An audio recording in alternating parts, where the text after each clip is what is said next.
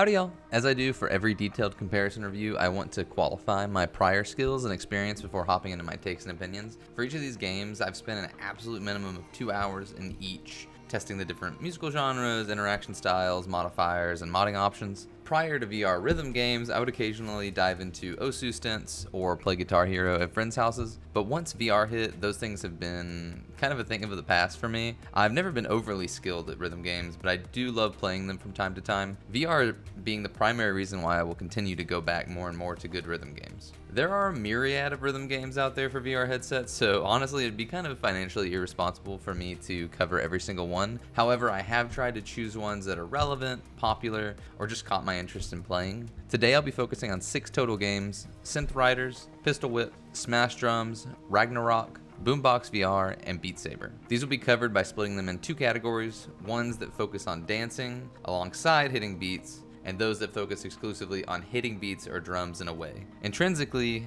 dance games made me feel like I was part of a crowd flowing with the music, while beat games made me feel like I was part of the band on stage jamming out. I will take a look at each game individually and then discuss my final thoughts and suggestions at the end. If you wish to get a preview of only a handful, use the timestamp links in the doobly-doo.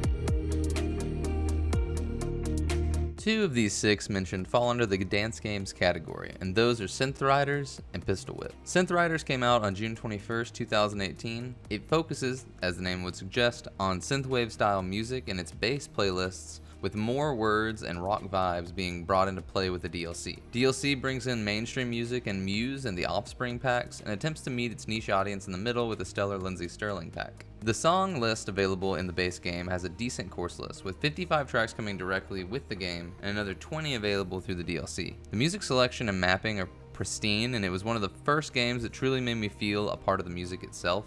You're given an orb in each hand, and with those orbs you'll have to run into passing orbs as they come your way. Sometimes it just focuses on the colors in each orb, other times you'll need to hit both hands on one spot or ride rails with the orb that moves you fluidly around the room. Okay, that was a lot of times saying the word orb. You're able to use a couple of different modes to interact with the stage outside of just normal synth riding. The first is spiral mode, where you're moving around a cylindrical pipe and you need to lean one way or another to follow the notes as you play. The second is force mode, where you get graded on the velocity of your orb towards the ones you're aiming at. This allows you to turn the game into a bit more of a beat-focused experience. Moving on to the customizability, Synth Riders has one of the healthiest modding and competitive communities of any of these games, with many new songs and maps available through the modding community. That is, if you get the game outside of standalone options like the Quest 2. Considering the competitive market, multiplayer is an experience included base with the game, so that you can tackle songs together with your friends and strangers. Pistol Whip came out to headsets starting on November 7th, 2019. It focuses on playing through techno and EDM music with bright lights and customized maps for each song. It features the smallest song list that comes base with the game at 30 tracks, however this is due to the game's focus on detailed mapping and customizable experiences. While all of the games on this list offer several modifications to the experience they provide, Pistol Whip stands out. The goal of the game is for the player to shoot their way through the map by using a variety of guns to kill enemies in many forms, such as robots or humans. Not only are you shooting your way through, but you also need to dodge the bullets that are fired from your opponents. The dodging makes you adapt on the fly, and is a very clever way to avoid the typical kinda dull obstacles that you dodge in other rhythm games. The dodging is where the feeling of dance comes on, as the more difficult options have you really sweating it out to get a perfect score. Prior to the start of the level, you get to choose your guns, or lack thereof, before you join, with options such as handguns, shotguns, 6-shooters, laser guns, or any of those preceding akimbo.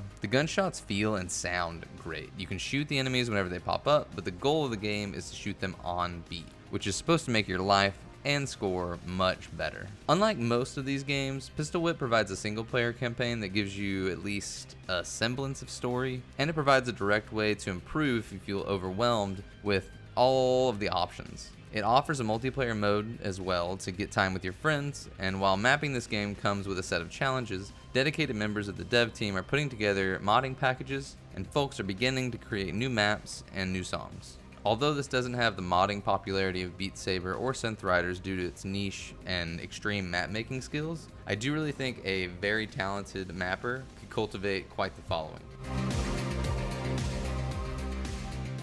Now we head over to the games with a heavier beat focus, and what better to start with than one that very intentionally brings you into the mindset of a band member, Smash Drums. Smash Drums, releasing on June 17th, 2021, focuses its music selection around rock to heavy rock titles that are reminiscent of the early Zeros. With 46 items in its song list and DLC coming down the road, there's lots to play. The music selection here and in the upcoming game Ragnarock really differentiate themselves from others on this list, as there seems to be a heavy focus on EDM and electronic style music among the VR rhythm game community, so these are really different. As you likely guessed, you take the place of the band's drummer. In the traditional mode, you're given 3 types of drums: light, normal, and heavy. Each of these indicates how hard you should be hitting the drum, and this is where the fun and difficulty really lie. The ability to adjust from softer hits to harder hits and back and forth in a second makes a difference in real life, and there is a difference here. I initially made the mistake of turning off the traditional mode in the first couple of songs, and so all I was getting was just drum after drum after drum with no change, and I would not recommend that unless you're just brand new to rhythm games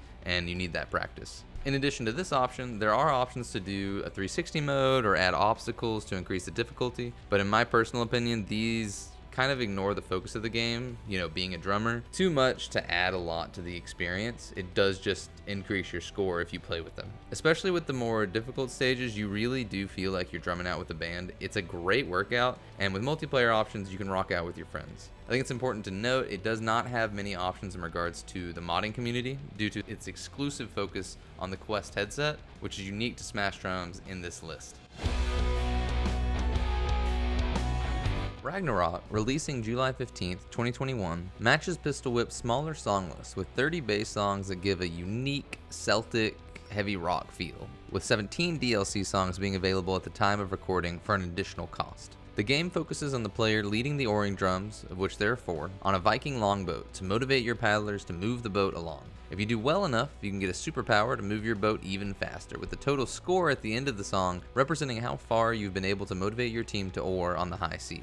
The aesthetic of the game is very pretty, with cartoon Viking characters and a rustic wood finish for the majority of the menuing. Much like Smash Drums, the real winner of this game is the unique soundtrack. There are a small number of modifiers in how you can approach the game from a single player perspective, but it does offer a well-balanced multiplayer, offering the ability to play with up to 6 players at once to battle it out for the best score. There is a small modding community for this game, but I would focus on this title for its built-in options. This game easily feels the most like I remember Guitar Hero feeling as a kid, in its simplicity of just playing music and supercharging. And that nostalgia really motivates me in enjoying and experiencing the game that much more.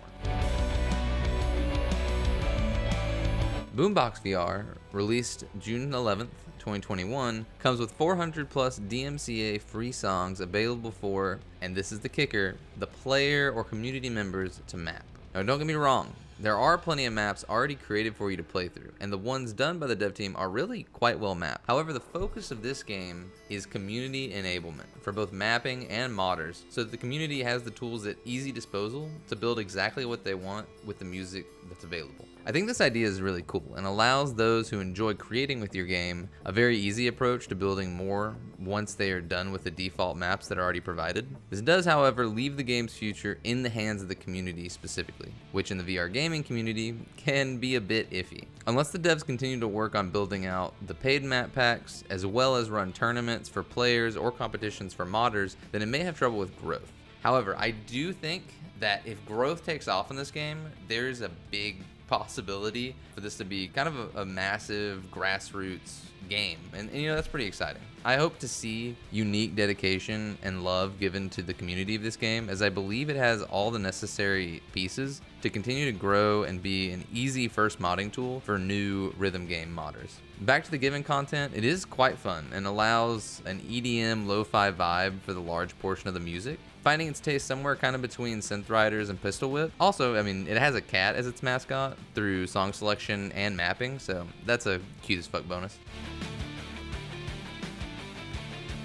If you've heard of VR, then you've likely heard of Beat Saber, released on May 1st of 2018 before. It is, at its base, a 35-song rhythm game that has you thrust lightsabers through the corresponding arrows of passing blocks. At its most DLC-est, it has the biggest selection of mainstream hit music available, with the likes of Linkin Park, Billie Eilish, and Lady Gaga making full music pack appearances. That being said, it is also the most expensive game, clocking in at $29.99 versus the normal $19.99 or $24.99 that you would see the other games priced at. The mapping puts you often in dark, pulsing atmospheres with strobe or laser lighting flashing around you, which is, honestly the perfect setting for the style of music in the base game. The original songs are pristinely mapped. However, in the mainstream packs, chips kind of start to show in how the mapping was done, as they don't always feel like you're flowing with the song. That being said, this game offers a strong host of modification options to songs that are really only rivaled by a couple of others. You have the ability to ease your game by adding directionless blocks or increase the difficulty by making the arrows disappear. You can make the blocks small, large, or remove failure conditions at all. The modding for this game is huge on the Steam version,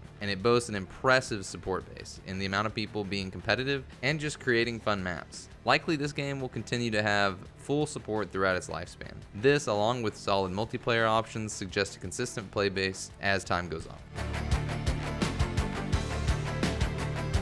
What rhythm games do I, noblesquashy, keep coming back to constantly? My two that have the most hours played are going to be Synth Riders and Ragnarock. Synth Riders' tenure of 4+ years on VR headsets shows in its in-depth options for just kind of flowing and jiving with the music. It's honestly such a pleasure to combine your movements with these gorgeously mapped dance moves. The synthwave and DLC offer a great in-between of the typical EDM music you hear in rhythm games, and outside of Beat Saber, it has the strongest modding community and enthusiast competitors. Ragnarock is an easy choice for me just based on the soundtrack alone. I get more excited to play songs that have that heavy rock and metal feel. If you find yourself, however, choosing between Ragnarock and Smash Drums, honestly just take the one that matches best with your musical tastes. Ragnarock's environment is gorgeous and fun approaching to the drumming genre, but you're gonna like both as long as you like the music. So why do I play Synth Rider over Pistol Whip in the dance kind of game genre? And should you make that choice? Honestly, both are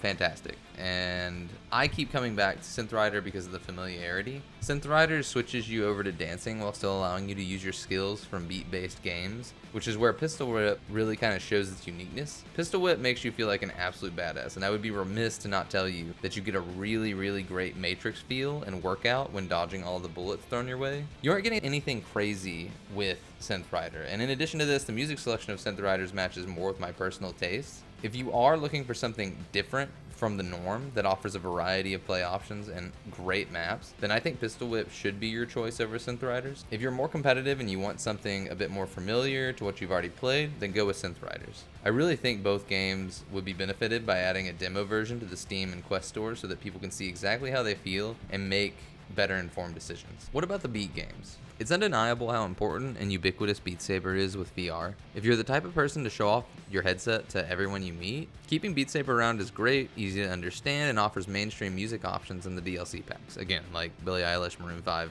etc. But if you're looking for your rhythm game, Beat Saber does only provide those EDM music tracks and those mainstream music packs. You aren't getting the unique style of music that you get with Smash Drums and Ragnarock. However, Beat Saber does have an extremely prominent community for modding, if you purchase the Steam version. While BoomBox's music selection doesn't offer anything crazy unique, the devs are directly focused on supporting modders in whatever way possible. So if you're interested in getting started with modding or mapping, it's easy to use and you should consider this. Most importantly, music in that game is DMCA free and allows upvoting. This could be a really important rhythm game for streamers and YouTubers. However, if you're wanting guaranteed longevity, it'd be difficult for me to resolutely suggest this over other options, as the modding community has not yet proven itself to be the size of Beat Saber or Synth Riders at the upload of this video. My opinion summarized would be, do you want to dance? Get Pistol Whip or Synth Riders. Decide if you want something fresh and different or competitive and familiar. Do you want to rock out? Get the beat game that matches your musical and aesthetic tastes. Do you want to compete against others worldwide?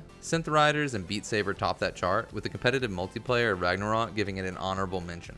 Do you want to get into modding or playing modded music? BoomBox, Synth Riders, and Beat Saber are your best chances on the Steam store. Well, what are your takes on these games? Any key points I missed, let me know in the comments. I'd love to hear from you. Thanks, y'all. Thanks for watching the video. I really appreciate your time and viewership. If you'd like to join the community, I host monthly VR tournaments and community nights in my Discord. I would love for you to drop by, say hi, and get involved. On top of that, we're always talking about new news and events in social and casual sport VR. Look forward to seeing you around.